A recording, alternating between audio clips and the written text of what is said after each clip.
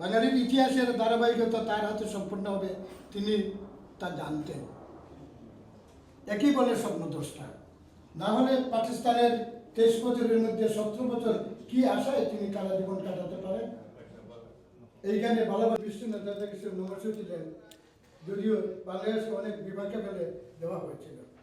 এই আকর্ষণীয়তা আজও ইতিহাসের আলোচিত অংশ। জাতির জন্য অনৈতিক কোনো কাজ করেনি তিনি, যুক্তরাষ্ট্রের অনেক টোপের পর।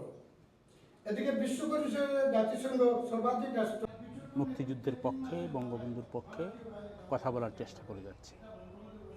এই সময়টাতে আপনারা লক্ষ্য করবেন যে বর্তমান সরকারের প্রেস সচিব বলেছেন যে জাতীয় শোক দিবস অর্থাৎ 15ই আগস্ট উদযাপন করতে দেওয়া হবে না, এবং কেউ করতে গেলে তাকে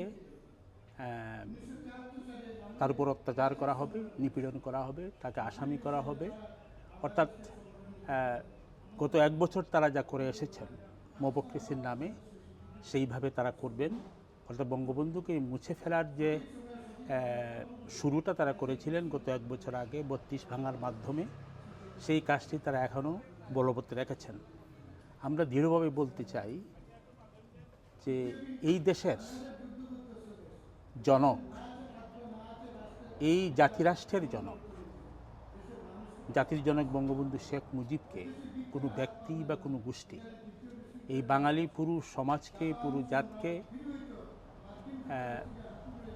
বিরোধী বানিয়ে চ্যালেঞ্জ করে বঙ্গবন্ধুকে সৃষ্টিশীল, বৈজ্ঞানিক এবং বিজ্ঞানসম্মত।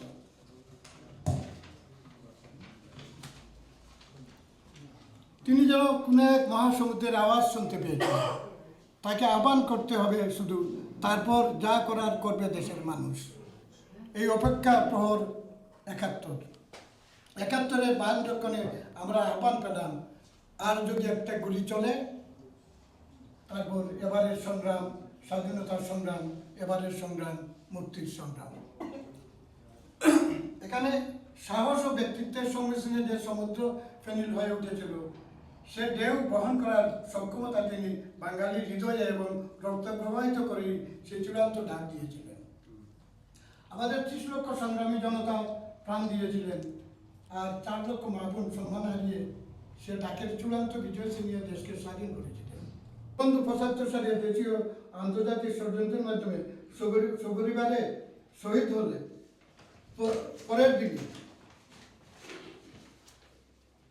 16 আগস্ট একযুগে মধ্যপ্রাচ্যের এই চিহ্নিত দেশগুলো দ্রুত স্বীকৃতি দান করে। এখানেও বঙ্গবন্ধু মধ্যপ্রাচ্যের তেল সমৃদ্ধ এই দেশগুলোর সাথে অনৈতিক কোনো সম্পর্ক সৃষ্টি করে স্বীকৃতি আদায় করতে চান। আত্মসম্মানবোধ, জাতীয় সম্মানকে জলাঞ্জলি। বঙ্গবন্ধু কতটুকু দেশের মানুষকে ভালোবাসতেন তার একটি উদাহরণ দিতে চাই। যখন রাষ্ট্রনায়ক তথা প্রধানমন্ত্রী বা প্রেসিডেন্ট, তখন তিনি সরকারি বাসভবন, গণভবন বা বঙ্গভবন কোনো কিছুতেই বসবাস করেননি। তিনি বলতেন, এত বড় বড় বাড়িতে আমার সাধারণ মানুষ যেতে পারবে না, সহজে আমাকে পাওয়ার স্থানটি আমার নিজের বাড়ি ধানমন্ডির 32 নম্বর। বড় কোনো বাহিনী তাকে বেষ্টিত থাকতো না, মানুষ সহজেই যেতে পারত। ভালোবাসার মাখামাখি ছিল অফুরান। কিন্তু এ ভালোবাসা যে শত্রুরা সহ্য করতে পারে না, সে তো বুঝিবে। দেশবাসী ষড়যন্ত্রকারীদের চক্রান্তে, দেশি বিদেশি ষড়যন্ত্রকারীদের চক্রান্তে কিছু বিভ্রান্ত সৈনিকের গুলিতে তিনি সপরিবারে প্রাণ দিলেন 75-এর 15 আগস্ট। আমাদের মনে তোমার অবদান, শিরায় শিরায় প্রবাহিত রক্তে তুমি আছো বেঁচে অমুক প্রাণে। এ দেশের জমিনে স্মরণে বরণে আজও তুমি চির অম্লান। ক্ষণে ক্ষণে জনে জনে সবারই মনে জেগে আছে একটি নাম, বঙ্গবন্ধু শেখ মুজিবুর রহমান। ধন্যবাদ। ভয়েস ফর হিউম্যান ডিগনিটির অন্যতম সদস্য এবং অন্যতম আবৃত্তিকার, বাচিক শিল্পী জনাব শিব্বির আহমেদ শুভ, তাকে তার কবিতা নিয়ে আসার জন্য অনুরোধ জানাচ্ছি। কবি নবলেন্দু গুণের কবিতাটা আমি পড়ার চেষ্টা করছি। সমবেত সকলের মতো আমিও গোলাপ ফুল খুব ভালোবাসি। রেসকোর্স পার হয়ে যেতে সেই সব গোলাপের একটি গোলাপ অসংখ্য অসংখ্য লোক সেটা এখন খারাপ দ্বারা হয়ে যায়। আমি দেখেছি কিভাবে পুরো সমুদ্রের মতো রেস করছে, জনসমুদ্র কিভাবে দুলেছে, প্রতিটি বক্তৃতার সময় উঠানামা কিভাবে করেছে দেখেছি। আপনারা যারা ভিডিও যারা দেখছেন তারাও দেখতে পাচ্ছেন যে সবাই কীভাবে হাতের মধ্যে লাঠি নিয়ে মানে লাঠি ঘুরিয়েছে উপরে।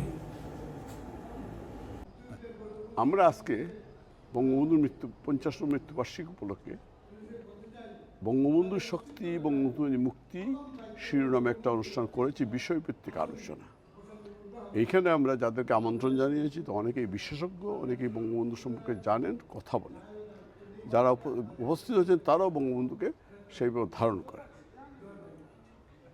আমাদের উদ্দেশ্যটা হচ্ছে বঙ্গবন্ধুকে সার্বজনীন করা, বঙ্গবন্ধুর মানবিকতাকে সবার মধ্যে ছড়িয়ে দেওয়া। অনেকেই আছেন যারা বঙ্গবন্ধু মুক্তিযুদ্ধকে ধারণ করেন, কিন্তু তারা বিভিন্ন অনুষ্ঠানে যেতে পারেন না, রাজনৈতিক সংগঠনের তার ব্যক্তিগত কারণেই হোক অথবা সেই পরিবেশ না থাকার কারণে। সেখানে গিয়ে তারা সেই পরিবেশটা পান না যে একটু বঙ্গবন্ধুকে জানবেন সঠিকভাবে। সেই বিষয়টা আমরা তুলে ধরার জন্য আজকে নতুন করে আমরা শুরু করলাম একটি সংগঠনের মাধ্যমে। সংগঠনের নামটি হচ্ছে ভয়েস ফর হিউম্যান ডিগনিটি। সেই হিউম্যান ডিগনিটির মাধ্যমে আমরা ভবিষ্যতে বঙ্গবন্ধুর রাজনীতি, মুক্তিযুদ্ধের বিষয়ে বিভিন্ন বিষয় নিয়ে আমরা বিভিন্ন সময়ে বিষয়গুলো তুলে ধরবো। আপনাদেরকে আমরা আমন্ত্রণ জানাবো।